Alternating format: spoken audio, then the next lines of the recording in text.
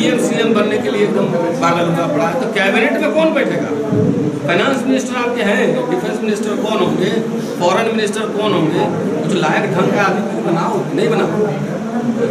ये खाली एक आदमी से देश थोड़ी चलता है, उसके साथ पूरी मशीनरी काम करती है ना, मशीनरी काम। मेरे लिए सबसे ज़रूरी है कि देश में दलित एजेंडा सेट होना चाहिए। शेड्यूल कास्ट कंपोनेंट प्लान, उसके अरबों खरबों रुपए डिफरेंट मंत्रालयों को मिलते हैं। मैं डेटा दिखा सकता हूँ, मेरे मोबाइल में है। वो पैसा कहाँ जाता है, नहीं जाता है, किसी दलित को कोई इंटरेस्ट है, किसी नेता को इंटरेस्ट है?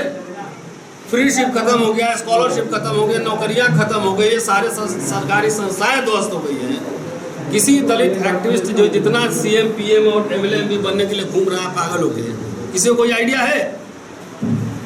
मैं दिखा सकता हूँ कितने अरब खरब रुपए 1977-78 में शेड्यूल ट्राइब इंदिरा गांधी ने शुरू किया था। तो दलितों को सिर्फ सबको गाली देने के अलावा चिंतन मनन करना, डायलॉग करना, मेमोरेंडम लिखना, मिलना जुलना, ये कोई काम नहीं। खाली जब तुम संसद में कब्जा कर लोगे उसी दिन सब समस्या का समाधान हो जाएगा।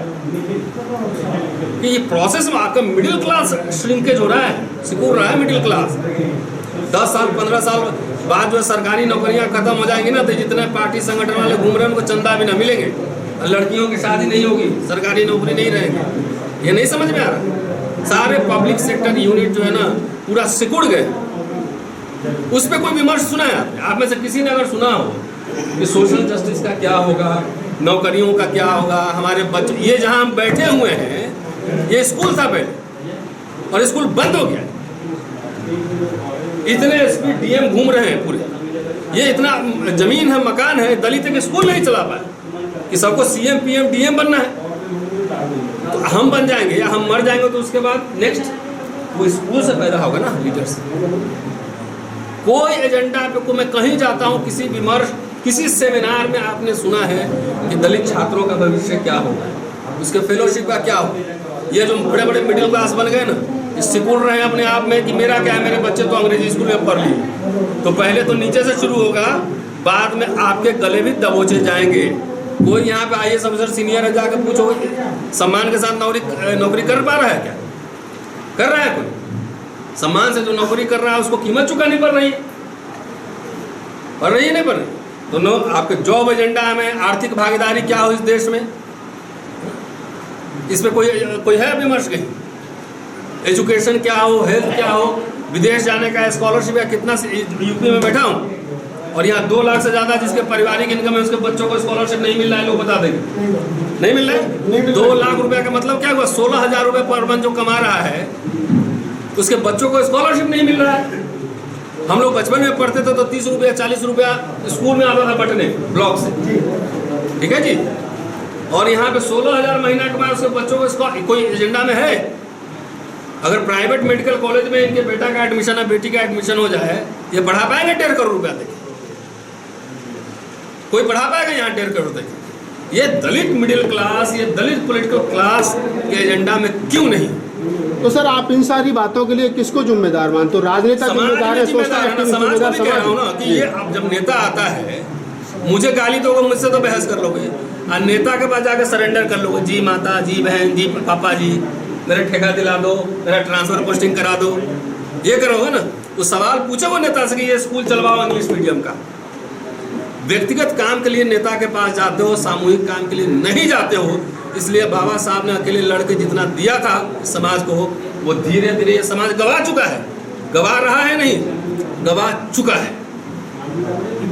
कोई मैनिफेस्टो नहीं है, कोई एजेंडा नहीं, कोई विमर्श नहीं, कोई बहस नहीं, सिर्फ राजनीति राजनीति। तो इतने तो जाके 131 MP है, जाके बात कर लो। यूपी में इतने, यहाँ पे कितने होंगे? करीब 100 होंगे, 80 दलित 80 हैं। तो जाके पूछ लो ना, हमसे जो सवाल पूछ रहे हो, 80 MLA बैठा, उससे पूछो कि हाउस में कितना दिन बजट पे बहस किए, कितना दिन प्रस्ताव रखे, कितना दिन सवाल पूछे, कितना दिन सड़क पे लोगों को मोबिलाइज किए, पूछो उनसे। बोलने नहीं आता उनको है? वैसे लोगों को टिकट क्यों देते हो? आप ही लोगों ने वोट देते हो जाके। फिर एजेंडा सेट उनके लीडर्स आते हैं पढ़े लिखे, ऑक्सफोर्ड कैम्ब्रिज में, वहाँ एजेंडा सेट होता है। और हमारा जो है ना, सब समझता है कि अब ये प्रोफेसर लोग क्या जानता है, हम ही लोग सब कुछ जानते हैं। तो फिर पढ़ाई लिखाई की जरूरत क्या है? बाबा साहब 15,000 पेज क्यों लिखे? एक भी न रिसर्च टीम है न शोध टीम है कि एजेंडा क्या, हम लोग क्या क्या लागू करेंगे। सर समाधान क्या है फिर सारी चीज़ों का? मेरे पास कोई समाधान नहीं भाई। एज ए एक्टिविस्ट फिर भी आप क्या कह सकते यही हो? तो कैसे ये आप लोग एजेंडा फैलाओ, सब लोगों को बोलो कि अपने नेताओं से पूछे कि इस चुनाव में तुम हमारे दलित बच्चों को पढ़ने के लिए, उनकी नौकरियों के लिए क्या व्यवस्था करो। सब लोग तो एमपी नहीं बन सकता, सब लोग एमएलए नहीं बन सकता। 80 ही बनेगा ना, 131 ही बनेगा ना, तो बाकी लोग नौकरी करेगा, कुछ व्यवसाय करेगा। बोलो कि जो सरकारी निजीकरण हो रहा है, सरकारी ठेका में हिस्सेदारी दो, हमारे लोगों को भी 5-5, 10-10 करोड़, 50 करोड़ का बिजनेस दो। ये नहीं पूछोगे हैं भाई? सब कुछ बिक रहा है तो उसमें निजीकरण में हिस्सेदारी मांगो कि नहीं मांगोगे? बिजनेस में हिस्सेदारी मांगो कि नहीं मांगोगे? डाइवर्सिटी मांगो कि नहीं मांगोगे? कि खाली बस राजनीति राजनीति क्यों, फॉर व्हाट? ये सवाल है। शुक्रिया।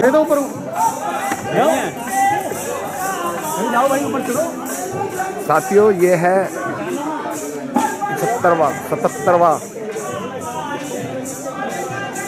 दिवस, क्रांति स्तंभ दिवस।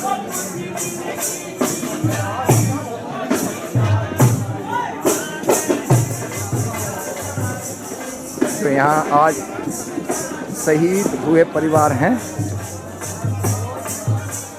से मैं शुरू करता हूँ। ये देखिए,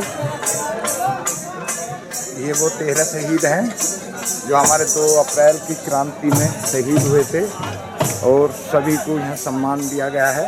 ये बहुजन क्रांति है। एक क्रांति बम्बई के अंदर है, पूना गांव, कोरे गांव के नाम से, और एक है ये सियाना गांव, जिसमें आज यहाँ हजारों की। एक बात आपने सवाल उस समय पूछा था जब मैं जवाब दिया था, क्या पूछा था आपने? क्या सवाल था आपका? एक भी जो पूछा था उसमें जवाब देने का प्रयास। नहीं, मैं कह रहा हूँ मिश्रा जी हेलीकॉप्टर में घूम सकते हैं क्या? SC ST ओबीसी सवाल में कोई ऐसा नेता नहीं है सवाल और था जो हेलीकॉप्टर में घूम सकता प्रबुद्ध सम्मेलन में। एक सवाल आपका और था, वो मैं इसको चलिए भूल जाइए। आप फिलहाल जो सवाल है उसका जवाब दीजिए। हाँ, संघ की आपने बात करी। देखिए हम, हाँ, उस समय जो है ना बीजेपी के शासनकाल में, पिछले वाले शासनकाल के अंदर योगी सरकार के अंदर 6000 ब्राह्मणों की हत्याएं हुई थी। उसकी वजह से हमने ये सोचा कि सरकार ने की ना, बहन जी ने तो नहीं कराई। अरे भैया, लेकिन ब्राह्मणों की हत्याएं हुई तो बहन जी ने सोचा कि ब्राह्मणों की जो सभाएं चल रही हैं अलग अलग, वो बीजेपी से हटेगा। जब वो बीजेपी से हटेगा तो सपा की तरफ उसका मुंह नहीं हटा तो नहीं। अरे वो एक्सपेरिमेंट था ना, सम्मेलन में आए, हेलीकॉप्टर में घूमे, संघ के बजाय, लेकिन वोट आपको ठंगा नहीं दिया। एक्सपेरिमेंट था ना, एक्सपेरिमेंट क्यों नहीं कर सकता? एक साइंटिस्ट शुरुआत करता है अपनी जवानी से, बुढ़ापे में जाकर के वो सफल हो पाता है। तो हम लोगों ने भी चंद्रशेखर वही साइंटिस्ट है समाज का। तो बहुत से लोग साइंटिस्ट वो सफल भी नहीं हो सफल होगा जिनका एक्सपेरिमेंट सड़क पे जा रहा है, सड़क पे जा रहा है। तो देखो किसी ना, के साथ छोटी सी भी घटना घट जाती पहुंच जाता है। उसको आप देखिए ना, वोट कितना मिल रहा है। 1 लाख आदमी तुम्हारा पर्चा भरने के लिए आ रहे हैं, वोट मिल रहे हैं वहाँ पे 6000, तो कैसे सफल हो जाएंगे? उसकी शुरुआत, उसकी लाइन ही गलत है। जो व्यक्ति गलत रास्ते पर जाए, कितना ही दूर चला जाए, सीख जाएगा। अच्छी बात है, हाँ सिखा। मैंने तो बोला है कि भाई मैं उन दोनों में सबसे बड़ा हूँ। उन दोनों में से जो प्रूफ कर देगा कि मैं समाज का सबसे बड़ा मूवमेंट चलाने की योग्यता रखता हूँ, मैं सरेंडर करने के लिए तैयार हूँ।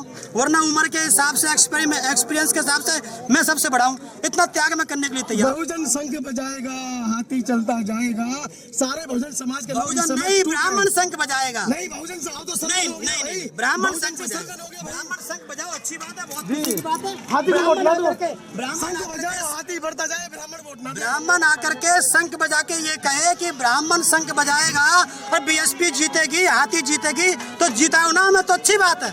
अगर तुम्हारे वहाँ SC समाज के लोग बोलते हैं कि हम भाजपा को जिताएंगे, तो उसके बारे में आप जाके पूछो ना जी। अगर वो ये कहते हैं कि मैं ब्राह्मण, हम लोगों ने सुधार नहीं करोगे, दूसरों को जमीन निकाल रहे हो। हमने कोई गलती नहीं करी।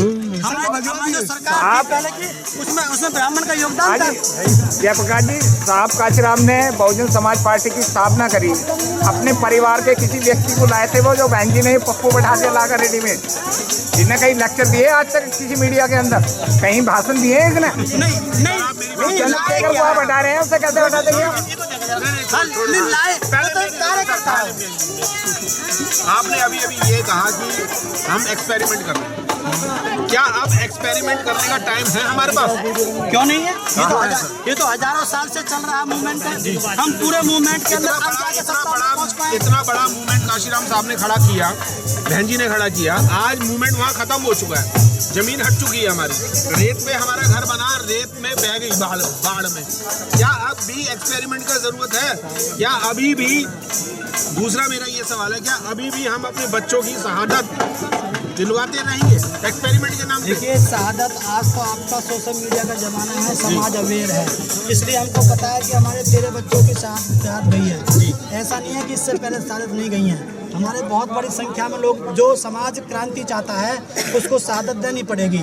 जो समाज गुलामी की जंजीर को तोड़ना चाहता है उसको शहादत देनी पड़ेगी। और जहां आपने ये कहा कि क्या एक्सपेरिमेंट का ये समय है, हाँ समय है। एक्सपेरिमेंट हजारों साल कब तक चलेगा? हजारों साल से शोषण होता जा रहा है। वो शोषण कुछ टाइम के लिए थोड़ा बंद हुआ, पर क्या हम फिर से शोषण में आ जाएंगे? एक्सपेरिमेंट ही होते रहेंगे। एक्सपेरिमेंट अब कहाँ कर रही हैं? बहन जी ने सतीश मिश्रा जी को आउट तो कर दिया इस समय। अब वहाँ पे वो क्या है? बहन जी ने बार-बार मुद्दा शशि मिश्रा जी नहीं है, मुद्दा है हमारे समाज का। हमारे समाज का जो नेतृत्व करने वाला जो एक व्यक्ति है, हमारा प्रमुख है, वो कहाँ है? ये जमीनी स्तर पे लोग पूछ रहे हैं। देखिए, जितनी भी एट्रोसिटी होती है वहाँ पर बहन जी के पहुँचते हैं, वहाँ पर उनके प्रतिनिधि पहुँचते हैं, वहाँ पे FIR भी दर्ज होती है, वहाँ पार्टी के लोग भी पहुँचते हैं।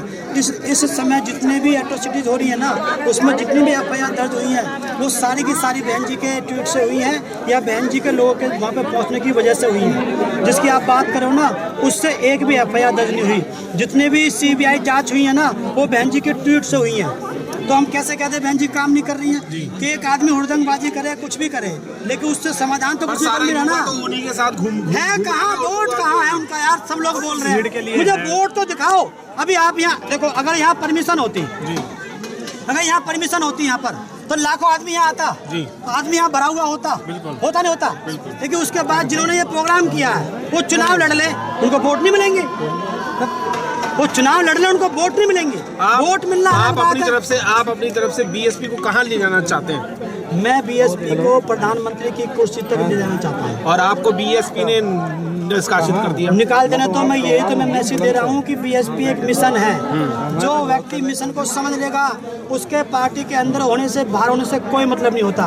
मैं यही तो कहता हूँ, जिन लोगों को बहन जी ने हजार हजार करोड़ का मालिक बनाया, सांसद बनाया, MLC बनाया, जब उनको पार्टी से बहन जी निकाला, अगर वो बहन जी के बाहर, कोठी के बाहर, पार्टी के बाहर ही इकट्ठे होते रहते, किसी दूसरी पार्टी में नहीं जाते, तो वहाँ एक बहुत बड़ा जमावड़ा इकट्ठा हो जाता। और बहन जी का तो ये भी सुना है कि अगर तूने गलत काम करा, चल चल चल बाहर निकल। कैसे नहीं? सबको नेता बनाने की फैक्ट्री तो काशीराम साहब ने शुरू की थी BSP के नाम से, बहुजन समाज पार्टी के नाम से नेता बनाने की फैक्ट्री बनाई थी। नेता भी बने, आप भी बने उसी में। अब वो नेता जो है वो फैक्ट्री में बंद तो रहे पर बिक कहीं और रहे हैं। ऐसा क्यों हो रहा है? तभी तो बहन जी आ नहीं रही हैं। अब देखिए, आप जिनको नेता बनाया वो दूसरी पार्टी में चले गए। क्यों चले गए सर? जिन्होंने, इसमें गलती बहन जी। आपने क्या नहीं दिया उन्हें? आपने क्यों नहीं दिया? जो उनकी जरूरत थी वो आपने पूरी नहीं की होंगी, शायद इसलिए वो कहीं और चले गए। वो तो नेतागिरी करने आए थे। ये एक बात बताओ, जो नेता हमको शपथ दिलाते थे कि मर जाना मिट जाना लेकिन बसपा को मत छोड़ना, वो लोग क्यों चले गए? चलो, मुझे तो कुछ दिया नहीं बहन जी ने। अगर देखा जाए तो पैसे वैसे के मामले में, पर उसके मामले में MP सांसद मुझे तो नहीं बनाया। आप तो थोड़ी टाइम रहे, अभी खा ही नहीं पाए थे, अभी तो पेट ही नहीं भर पाया आपका। तो अगर मैं भरना चाहता तो मैं वहाँ से हटता भी नहीं जी। अगर मैं वहाँ पे बात करना चाहता तो मैं वहाँ से हटता भी नहीं, लेकिन मुझे पता था कि मुझे मूवमेंट चलाना है। तो इसलिए जो ना उन लोगों की गलती है, बहन जी गलती कुछ नहीं है। अगर बहन जी देखो, अब आप बात करें वापसी की, हाँ, दद्दू प्रसाद जी थे, उनको बहन जी ने वापस लिया। गाजियाबाद से ML तोमर साहब थे, उनको बहन जी ने वापस लिया। गाजियाबाद से प्यारेलाल जाटव थे, उनको वापस लिया। सर, धोखा खाने के बाद वापस क्यों ले लेती हैं बहन जी? एक बार तो उनको थप्पड़ मार के या लात मार के या कैसे भी डांट टूट जो पड़ के जरा सी बात नहीं उनको बाहर निकाल देंगी। फिर जब लॉस हो जाता है फिर वो कहती है चलो आ जाए, कोई बात नहीं। जब कोई नहीं होता उनके पास, ये मेरी बात नहीं है, मैं अपने बात पे नहीं कह रहा, ये लोगों की बात है। देखिए, अगर वो